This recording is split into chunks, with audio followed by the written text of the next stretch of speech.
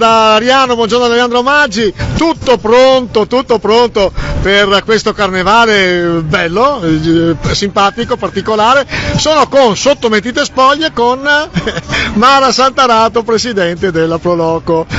Cosa si devono aspettare da Ariano oggi?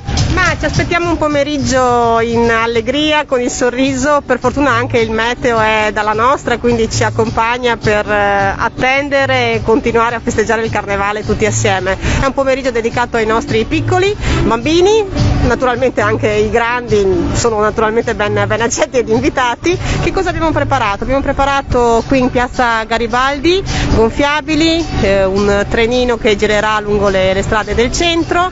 Alle ore 15 è attesissima la regina Elisabetta con le guardie al seguito per inaugurare questo pomeriggio carnevalesco. Seguirà poi alle 15:30 per circa una cinquantina di minuti l'intrattenimento, esibizione del mago Simon, a cui poi seguirà intorno alle 16:30 una esibizione di hip hop a cura di Xenia Crew, cioè la Xenia Center di Porto Tolle Palestra.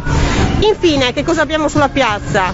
Ciuceria varia, dolciumi, coriandoli, stelle filanti, il gioco del tiratappi, per non poi dimenticare quella che è anche la nostra missione, seppure con il sorriso carnevalesca di questo pomeriggio, che riguarda invece una raccolta di beni di prima necessità a sostegno di quelle che sono le famiglie ucraine ospiti qui ad Ariano nel Polesine.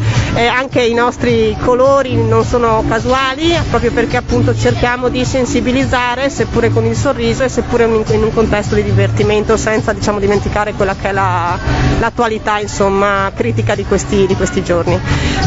Mi pare di avervi detto tutto, noi vi aspettiamo con i vostri bimbi, quindi accorrete numerosi.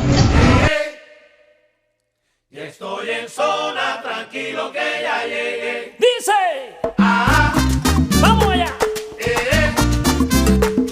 estoy en zona, tranquilo que ya llegué. Repítelo. Y como vengo, Y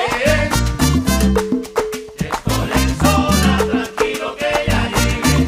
ya se comenta en el barrio, existe preocupación de que no estoy en escena. Dejen el chisme, por Dios. Dice mi coro. Estoy en zona, tranquilo que ya llegué. Y dile a que que tumbe, que yo soy tu antíloto. Vengo barriendo la placa, vengo chapeándolo todo.